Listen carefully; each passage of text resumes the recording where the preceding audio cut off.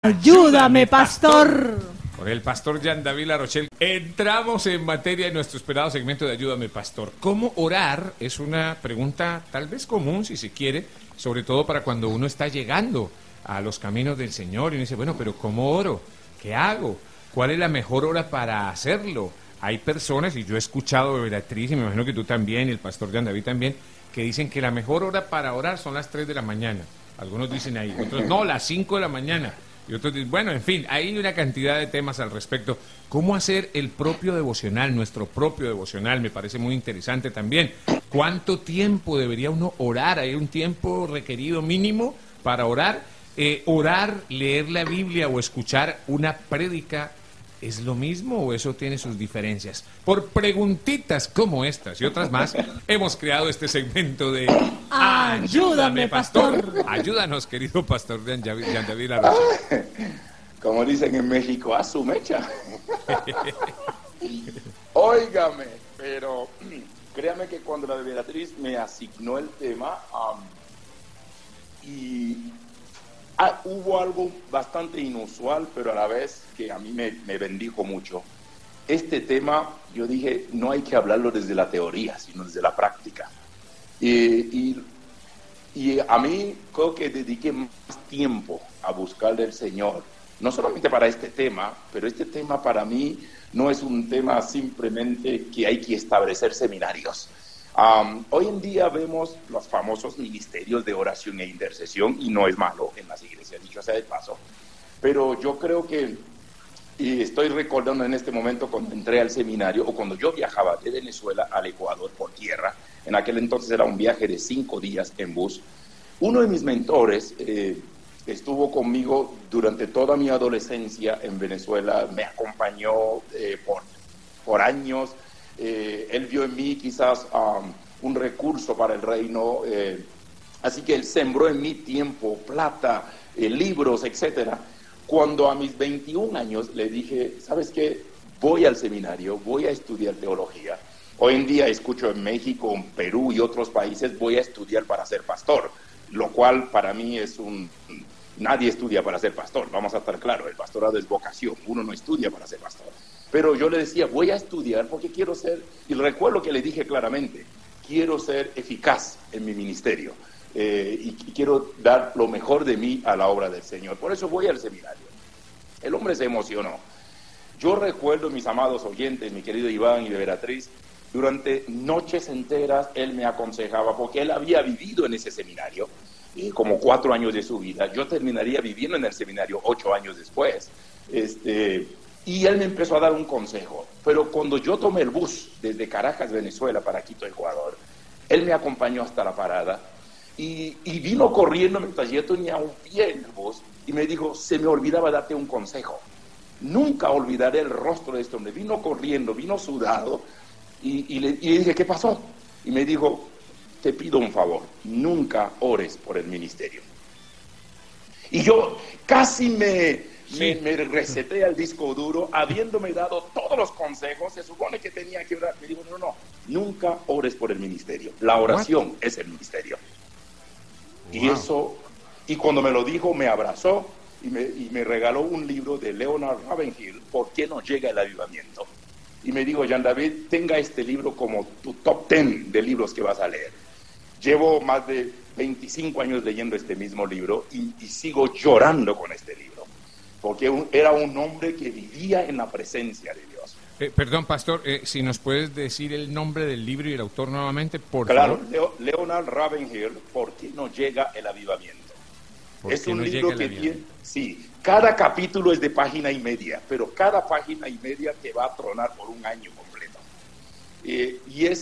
Y él me lo dijo y me pareció hasta casi diciendo, mira, después de la Biblia, es uno de los mejores libros que vas a leer en tu vida, y lo reconozco. He recorrido el mundo recomendando este libro, y muchos de mis amigos, pupilos, discípulos, iglesias han comprado este libro. Leonard Ravenhill, ¿Por qué no llega el avivamiento? Y el hombre, y estoy recordando las palabras de mi mentor, nunca ores por el ministerio, la oración es el ministerio.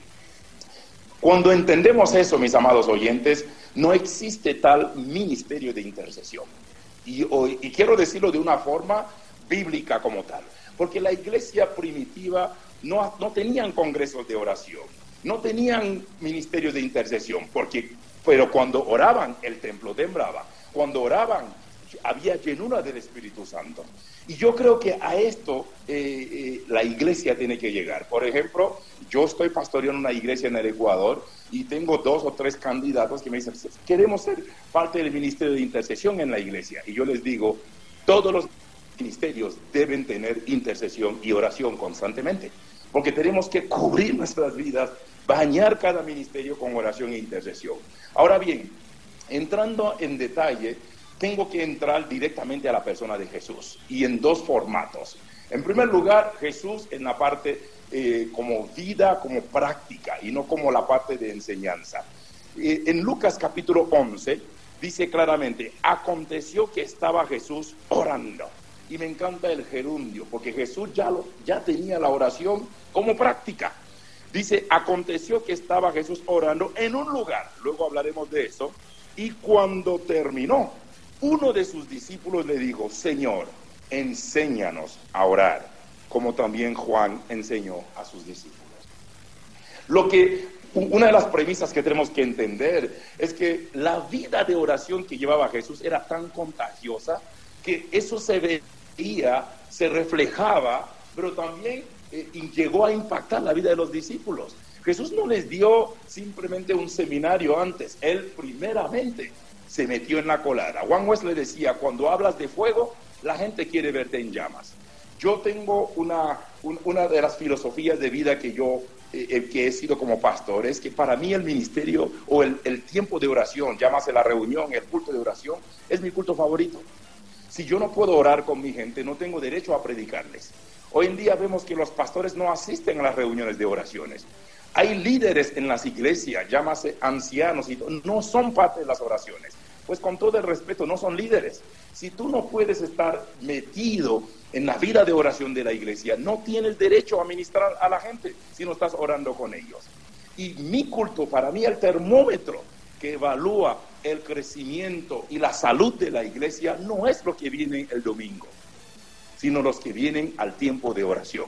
Y Jesús tenía la oración como estilo de vida.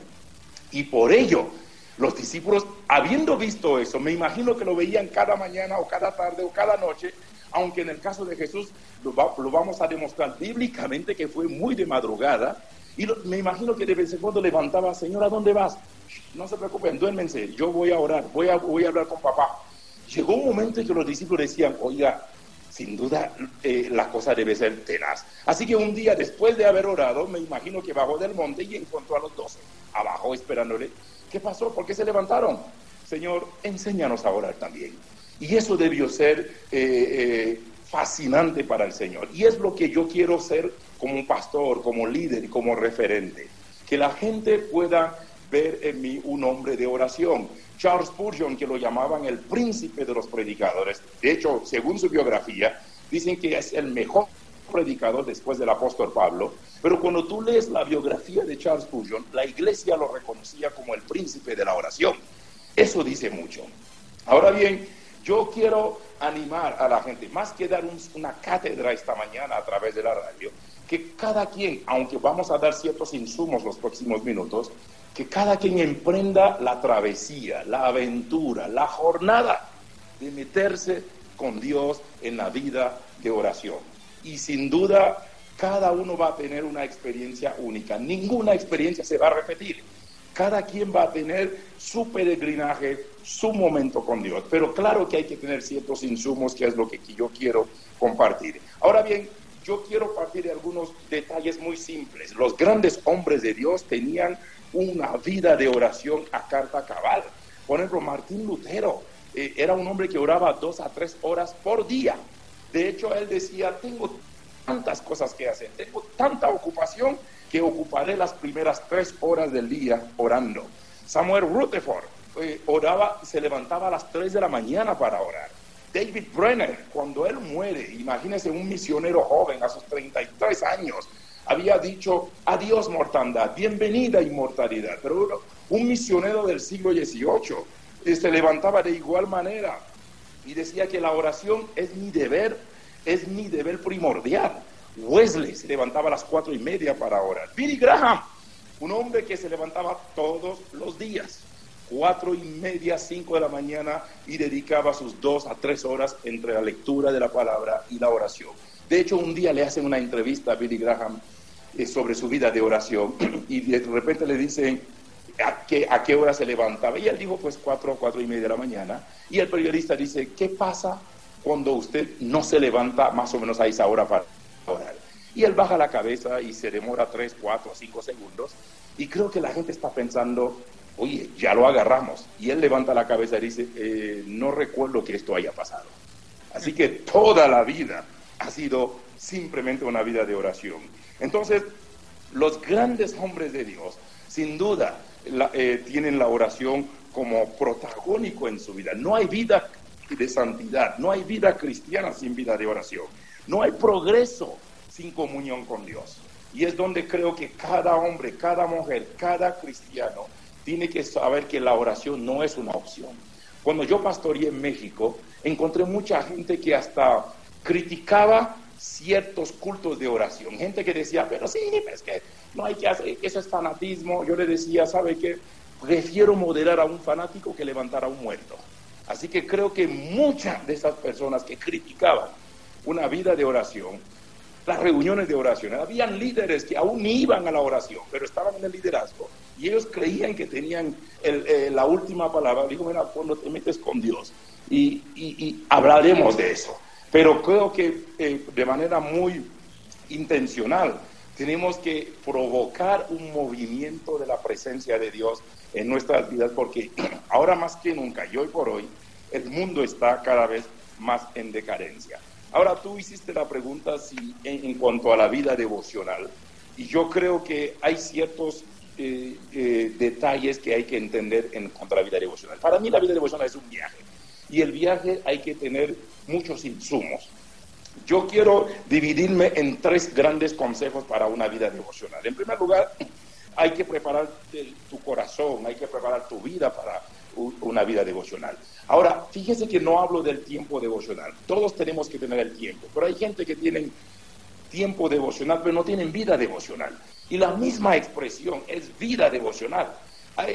Tener un tiempo en la mañana o en la tarde o en la noche no es suficiente, sino si no está la experiencia en el día a día con el Señor. Ahora, al preparar tu corazón, quiero decirles que en primer lugar, prepare un lugar. Mira, tú y yo nos encontramos hace 15 días en Miami. Había un lugar para encontrarnos, luego hicimos un pequeño tour en Miami. La gente cree que en su relación con Dios las cosas se hacen de manera deportiva. No debería ser así. Si tú y yo agendamos citas importantes, ¿cómo no agendar nuestro tiempo con Dios? Yo siempre les digo a la gente, dedique o prepare o determine un lugar. Es decir, un lugar libre de interrupción. Haz que este lugar sea especial. Debe haber algún rincón en la casa de alguien para que tú puedas hacer de este lugar un encuentro con Dios. Susana Wesley tenía 19 hijos, pero ella oraba 3 horas diario para buscar al Señor, con 19 hijos. Y hoy en día la gente tiene un hijo y dice, ay pastor, mi hijo me quita todo el tiempo, no tengo ni tiempo para eso. Pero Susana Wesley tenía 19 hijos y no tenía más de 2 o 3 cuartos. Hoy en día vivimos en casas grandes, tenemos espacio. Número 2, prepare o determine una hora especial. Vamos a la vida de Jesús. En Marcos capítulo 1, versículo 35, Jesús nos establece un parámetro. Levantándose muy de mañana, siendo aún muy oscuro, salió y se fue a un lugar desierto y allí oraba. Qué curioso que esto era el día a día de Jesús, levantándose muy de mañana. Yo escucho gente que dice, pastor, yo tengo que levantarme, hacer la comida para mi esposo, alistar a mis hijos, y cuando yo estoy sola en la casa, recién oro. No hay problema con eso, pero simplemente estás demostrando que la oración no es prioridad para ti. Así de sencillo. Y lamento decirles esto, porque la gente Perdón, voy a tomar otro sorbo de café, pero sin limón. Con Y la limón, gente- viste, si lo tomas con limón te ayuda, te ayuda. Y yo he pensado mucho sobre lo que estaba diciendo el pastor, porque normalmente dicen que las personas que tienen mayor unción, por decirlo así, mayor cercanía con Dios, son las que se levantan muy temprano. Pero entonces también hay otras que dicen, pero si yo de pronto mi tiempo es por la tarde, pero mire la prioridad que está hablando el señor, el pastor, dicen, yo oro por la tarde 3 horas. Entonces mi pregunta siempre ha sido, ¿cuál es es la que la diferencia? oración, mi amada Exacto. Beatriz, la oración debe ser la llave que abra el día y la llave que cierre la noche. Así es sencillo. Ahora, cuando vemos este versículo de Marcos capítulo 1:35, ¿se acuerdan que hace meses atrás cuando tocamos el tema del ayuno y yo les compartí una premisa? Todo lo que hizo Jesús o todo lo que dijo Jesús ya es una máxima para nosotros, ya es un diseño para nosotros. Entonces, claro que Jesús tenía momentos de oración. De hecho, Jesús oraba en cada momento. Oró ante la tumba de Lázaro, eso no era de madrugada. Oró cuando, está bien, pero la vida de Jesús, la experiencia, el día a día de Jesús, claramente lo tiene plasmado en Marcos 1:35, levantándose muy de mañana. ¿Qué significa? Que la oración para Jesús era prioritaria, siendo aún muy oscuro. Eso significa que la oración para Jesús era simplemente insustituible. Y luego dice, se iba a un desierto y ahí oraba. En tercer lugar, la oración para Jesús era disciplina. Estos 3 detalles son los que tienen que definir nuestra vida de oración. La oración es prioridad, la oración es insustituible y la oración es disciplina. Y la palabra disciplina, del latín disciplinare, significa repetir actos hasta que se vuelva costumbre. Y lo que tú mencionas, Beatriz, y lo que creo que mucha gente establece, suena hasta cool. Es que aprovechando que mis niños están fuera y estoy sola en la casa y me pongo a orar. No tengo problema con eso, es bonito, hasta es romántico decirlo. Pero si la oración no es prioridad, hay que decirlo sin anestesia, porque así es. Entonces yo tengo gente y conozco y tengo aún familiares en los Estados Unidos y me dicen, pues, John David, oiga, yo tengo que ponchar a las 4:30 de la mañana y yo tengo que levantarme temprano. Entonces levántate a las 3, pues. Así es sencillo. O sea, si algo es prioridad para ti, vas a demostrarlo en práctica, no solamente en tener el deseo. Y aquí, entre paréntesis, les he compartido en todas las iglesias que he pastoreado lo que yo llamo las 4D de la oración. Número 1, el deseo. Se me viene a la mente ahorita. Porque para que tú ores, debes tener el deseo de orar. Número 2 es la decisión, la segunda D. Ok, si te quieres, si no solamente es desear, yo quisiera tener esta vida de oración que tiene fulano, yo quisiera orar como fulano, ese es el deseo. Pero en segundo lugar viene la decisión, y significa que tendrás que poner tu alarma a la hora que deseas levantarte, porque algunos no pueden levantarse sin alarma. La tercera D es lo que yo llamo la disciplina, que significa que ya subiste un escalón más, no solamente lo deseas, no solamente tomarás decisión, ahora esto para ti es constancia, es disciplina. Significa que todos los días, si tienes que levantarte a las 5, lo vas a hacer. Y la cuarta D es lo que yo llamo deleite, ya lo disfrutas. Y cuando llegas al cuarto nivel o al cuarto D, ya te levantas antes del despertador, ya estás emocionado que amanezca para buscar a Dios. En Proverbios 8:17 dice, yo amo a los que me aman y me hallan los que temprano me buscan.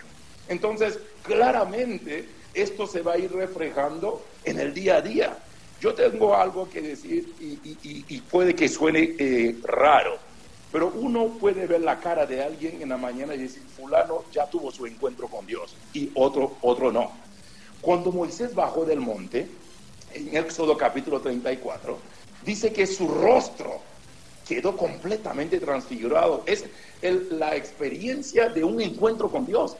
Por eso cuando veo ciertas personas en el día a día, yo digo, no, fulano necesita volver a su vida devocional, porque hay gente que uno le ve la cara y dice, no, este hombre no tuvo su devocional esta mañana, o esta mujer no tuvo su devocional.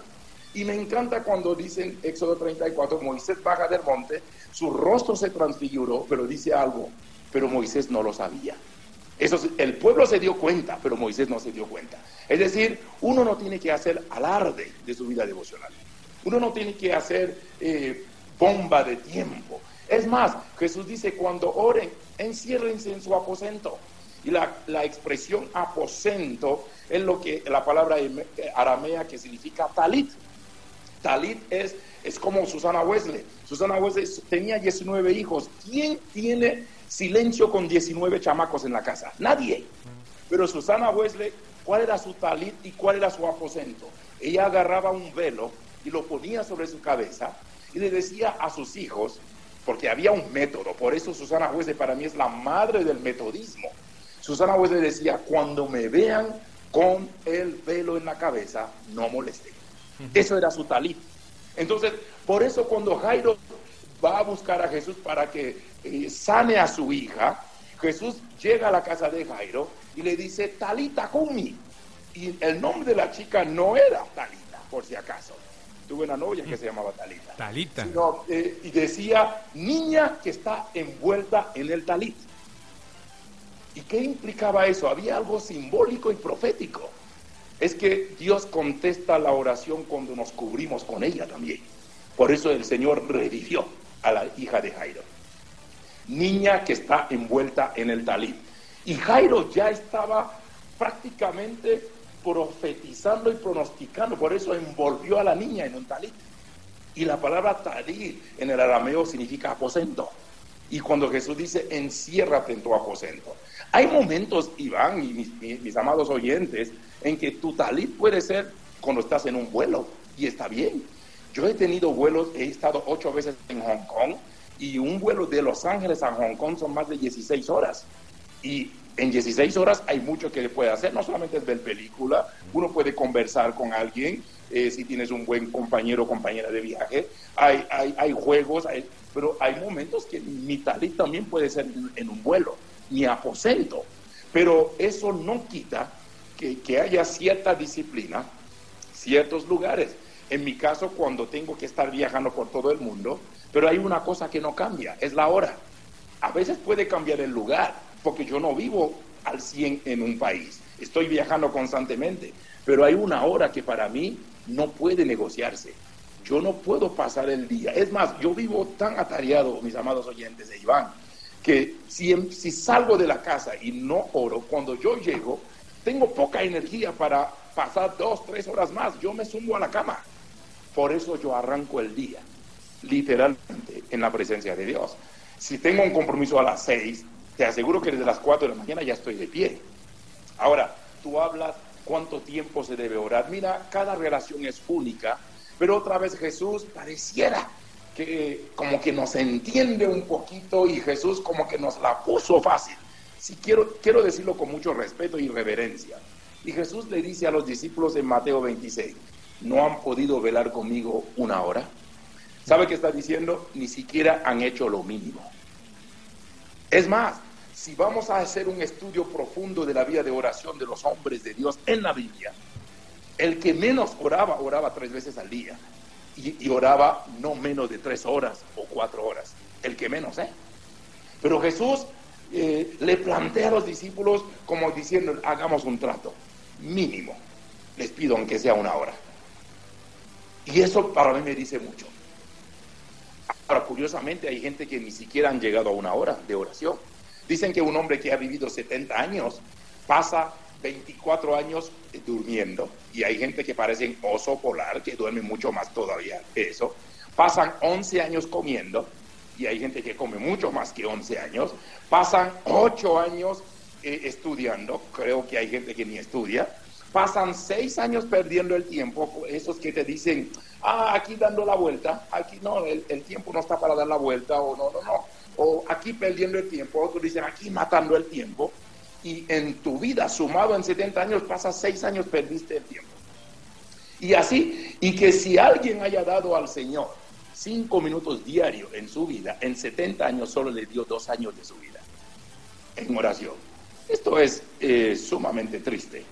Entonces, ¿qué estamos diciendo con esto? Que lamentablemente hay gente que no entiende lo que es la vida de oración. Ahora, quiero terminar simplemente con los últimos consejos, por lo menos para nutrir tu tiempo devocional. Dijimos que hay que preparar tu corazón, hay que preparar un lugar y hay que tener en consideración una hora puntual.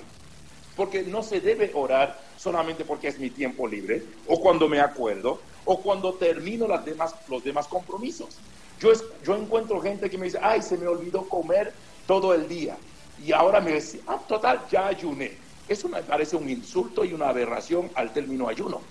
Es lo mismo que hay gente, bueno, aprovechando que no tengo nada que hacer, voy a orar. Uno no ora porque le sobra tiempo. Uno no ora porque estoy solo ya tengo... No. Me parece hasta un insulto a esa disciplina y a ese misterio precioso que el Señor nos ha legado. Porque cuando tú tienes un lugar, una hora, la experiencia es memorable. ¿Qué fue lo que me dijo la Beatriz hace semanas atrás? Pastor, nos estamos preparando psicológica, emocionalmente para verte en el aeropuerto. Eso para mí fue lindo. Y el encuentro de los tres, hace 15 días, fue lindo. Nos preparamos para eso, orábamos por eso. Vamos a compartir un tiempo con el pastor. Yo voy a compartir con Iván y Claudia. Imaginen si esto lo llevamos a la vida de oración. Por eso cuando tengo un lugar, una hora, la experiencia es memorable. En segundo lugar, toma un libro o una porción de la Biblia o un verso. No leas simplemente por leer o lees al azar. Para mí la Biblia es como la carta de amor. Uno no lee al final. Uno lee la carta de amor desde el inicio. Entonces, a veces yo le digo a la gente, tenga la disciplina de leer la Biblia de manera sistemática, o por lo menos empiece con un libro. Entonces, no toques la Biblia al azar. Hay momentos en que Dios te da una palabra y te revela un verso, sí, pero la Biblia no está hecho para que lo leas como quien dice a tu manera y como te dé la regalada gana, no se puede. Entonces, en tercer lugar, tenga a la mano papel, lápiz, porque tengo la convicción, Dios te va a hablar. Y me encanta saber que Dios me va a hablar y yo estoy listo para tomar apunte. Ayer, mis amados oyentes, Dios nos dio el nombre para la iglesia. No lo voy a ventilar en la radio. Llevamos casi 4 meses orando por el nombre de la iglesia. O sea, no quisimos poner un nombre al azar. Por eso, porque hemos andado 5 o 6 meses sin nombre como iglesia. Pero ayer Dios nos dio un nombre. Y fue una cosa memorable. Hablábamos con los líderes, nos emocionamos de eso. Y créame que esto fue producto de 5 meses de oración. Y pronto ustedes sabrán el nombre que el Señor nos dio para la iglesia. Porque no podemos, pero eso hay que sacarlo de la oración, de la presencia de Dios. Porque la iglesia es el proyecto del reino y no es un proyecto humano. Entonces no podemos trabajarlo con armas naturales o carnales, sino con armas y herramientas espirituales. En tercer lugar, evite las distracciones. No te pongas a hacer devocional con el celular prendido cuando sabes que te vas a estar distrayendo, contestando, chateando, etcétera. Y aún si vas a escuchar algo de música, entonces tenga ciertas músicas y que el celular no tenga que ser distracción para ti. Ahora, durante el devocional, ore. Lea la palabra, cante, adore, alabe, medite y escriba. Y por último, cuide tus motivaciones. ¿Qué estoy diciendo? La vida devocional no es para torcer los brazos de Dios. No es para que Dios te cumpla los caprichos. La vida devocional es para parecerse más a Cristo. La vida devocional es para reflejar el carácter de Cristo. La vida devocional es para vivir la vida de Dios. Y como dice Pablo a los Gálatas, hasta que Cristo sea engendrado en vosotros. Y la vida devocional no es para buscar las dádivas, es para buscar al dador. La vida devocional no es para buscar el bolsillo de Dios, sino para buscar el rostro de Dios. Y mi consejo final, si cabe el término, es que la oración frecuente dará como resultado una oración ferviente. Entonces, por eso la disciplina es clave. Y quiero decirles, sin hacer alarde, y Dios conoce mi corazón, porque cada vez quiero más, cada vez procuro más. Hace un tiempo estaba aquí en Quito, Ecuador, en mi otro departamento. Me puse a orar como eran las 2:20 de la mañana. El típico momento de oración que quería tener. Y yo escucho una voz nítida, 2:20 de la mañana. Jean David, que tus oraciones sean del tamaño de Dios. porque cuando tus oraciones son del tamaño de Dios, los milagros llegan del tamaño de Dios. Y la voz se esfumó, lo escuché nítido. Y yo aprendí a que mi vida de oración tiene que ser más intensa, más compenetrada, más comprometida con el Señor. Así que habrá momentos en cuanto a duración, bueno, uno puede establecer 1 hora, pero les garantizo que Dios les va a sorprender. Habrá momentos que te vas a levantar después de 8 horas de rodillas, no te vas a percatar.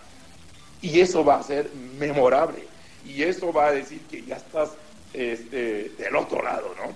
Así que yo animo a que puedan tener ciertas disciplinas. Yo les animo a que puedan volver a esa vida de oración, mis amados hermanos, iglesia. Si hay algo que está faltando en la iglesia, es el movimiento de oración. Tenemos cantantes, pero no tenemos penitentes. Tenemos artistas, pero no tenemos adoradores. Y yo les digo a veces al grupo de alabanza, ustedes tienen que estar no solamente a la par, sino al nivel del predicador. Uno no solamente ensaya por ensayar. Uno tiene que sacar las melodías, las canciones, aún del mismo corazón de Dios, porque cuando hay oración y adoración, hay transformación en la vida de la gente. Por eso a mí me dan hasta dolor de cabeza los artistas evangélicos. Son artistas, sí, hacen show, sí, pero nosotros no queremos artistas solamente. Queremos salmistas, queremos verdaderos adoradores y queremos penitentes, hombres y mujeres que vivan y que canten desde el mismo corazón de Dios. Y la vida de oración es uno de los medios que podamos ir alcanzando esto. Así que creo profundamente que no es un ministerio como tal. Tiene que ser la vida de todo creyente y de toda iglesia. La iglesia tiene que vibrar en la oración. ¿Sí? Pastor, le voy a contar una historia, no es, o sea, pareciera chiste, pero no lo es. Nosotros estábamos terminando una reunión que teníamos de oración precisamente, estábamos hablando de la palabra de Dios y al final le piden a una de las personas nuevas que oren y le dice, bueno, tú que eres el nuevo, haz una oración. Y él nos quedó mirando a todos y nos dijo como Pedro está en la casa, es decir, una oración, él ni siquiera sabía qué era. Entonces muchas veces las personas, y aunque parezca chiste, no lo fue, y nosotros lo miramos y dijimos, claro, esta persona no sabe ni siquiera qué es una oración.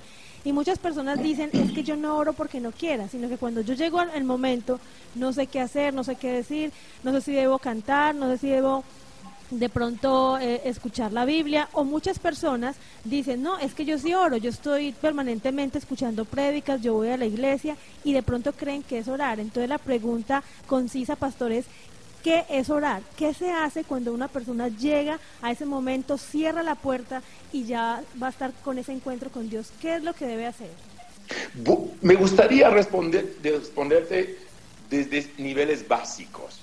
Desde que abrazamos la fe cristiana, en primer lugar nos decían, orar es hablar con Dios. Y le decimos a la gente, diga a Dios lo que sientas en tu corazón, hable. Y la gente hablaba.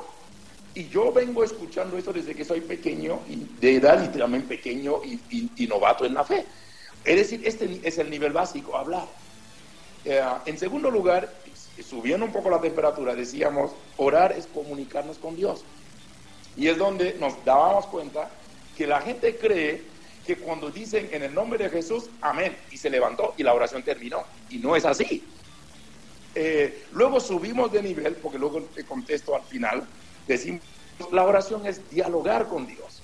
Pero nos dábamos que no había ni hablar, ¿sí?, ni comunicación, ni diálogo, sino monólogo. Solo era de una sola vía. En cuarto lugar, y ahí es donde quiero incrementarlo personalmente, la oración es intimidad con Dios. La expresión griega es proseuche, es decir, el que ora se sumerge en Dios. Por eso, una oración no termina cuando decimos en el nombre del Padre, del Hijo y del Espíritu Santo, amén. Una oración no termina diciendo amén, porque a veces creemos que cerramos la oración y como el Señor quiere hablar, no, Señor, yo ya dije amén. No, pero y ya nos levantamos y nos fuimos, ¿no? Ya dijimos amén. Sí, porque en la práctica es lo que demostramos, que la oración termina con un amén. Eso está lejos de la realidad. Por eso la oración es intimidad con Dios, y voy a subir el último nivel. La oración es sintonía fina con Dios. Ahora, significa que la oración no es solamente hablar y comunicar con Dios, pero es que Dios también habla a nosotros en la oración. Y es donde hay un detalle y un ministerio, o un misterio, y a la vez una disciplina olvidada en el mundo evangélico, es la meditación. Nosotros no sabemos meditar. El mundo evangélico es me atrevo a decir, es el más alborotado. De hecho, hay otras religiones que no necesariamente son las evangélicas, que saben mejor meditar que los evangélicos. Nosotros no hemos llegado a este nivel de disciplina, la meditación. Por eso las iglesias evangélicas son las más alborotadas. Y son puro show. No hay momento de silencio, no hay momento de quietud. Es más, vea en la iglesia y le dices a los hermanos, cállense un ratito, mediten, escuchen a Dios, silencio. De repente, ¿qué empiezas a escuchar? La gente empieza a rascar la garganta. ¿Por qué? No sabemos quedarnos quietos. De repente escuchamos los pasos, la gente camina. O sea, el mundo evangélico necesita volver a la disciplina de la meditación. Entonces, regresando a lo que tú dices, y es donde mi respuesta, mi amada Beatriz, es que hay cosas que hay que enseñar. Hay ciertas disciplinas, ciertos detalles en la vida cristiana que son enseñables. Por ejemplo, yo hace poco prediqué sobre Josué, cuando en el capítulo 1, Josué lo que vio a Moisés hacer, él lo hizo. Lo que vio Eliseo a Elías hacer, él lo hizo. Hay cosas que se enseñan. Elías resucitó unos cuantos chamacos, Eliseo también. Elías también golpeó el río y el río se abrió. Eliseo, cuando se quedó con la capa, volvió a golpear y volvió a pasar lo mismo. Es decir, hay cosas que hay que enseñar. Y es donde viene una palabra que es muy común en la jerga evangélica, es el discipulado. Y el discipulado no es simplemente una lección, no es una clase semanal. El discipulado es transferencia de vida. El discipulado es transferencia de vivencia y de práctica. Lo que yo sé, yo quiero enseñarlo a otros. Ayer uno de mis líderes, y él está escuchando este programa en este momento, y me dijo, ya es la tercera o la cuarta vez que me lo repite, enséñame a predicar. Ahora, yo entiendo que el Señor en la oración es el que te revela, pero me dijo, tú tienes las herramientas, tú tienes recursos que yo quiero aprender. Porque hay cosas, mis amados oyentes, que son enseñables. Y es bueno que a veces como pastores, cuando tenemos gente novata en la iglesia y gente noble en la fe en la iglesia, tenemos que sentarnos con ellos. Hay cosas que hay que enseñarle. Entonces, que la oración no se limite simplemente a hablar, a comunicar y por comunicar. No. Es decir, existe la comunicación, y de seguro ustedes saben bien eso, pero también existe la metacomunicación. No es lo que yo digo solamente, sino qué quise decir. Y hay gente que quizás en su nobleza estarán más que dispuestos a que le podamos enseñar. Y estas cosas para mí es donde cada pastor entra en escena. Cada iglesia tiene que cumplir su rol como hacer discípulos. Por eso me encanta cuando en el detalle de la Gran Comisión, enseñándoles que guarden todas las cosas. Y esa expresión es clara en el discipulado. Enséñenles. Y obviamente, y aquí hay una gran aventura por delante. Y cuanto más cuando empezamos a ver a nuestros discípulos, pupilos, hijos en la fe, crecer y hasta superarnos a nosotros. Estás escuchando la redcristiana.com.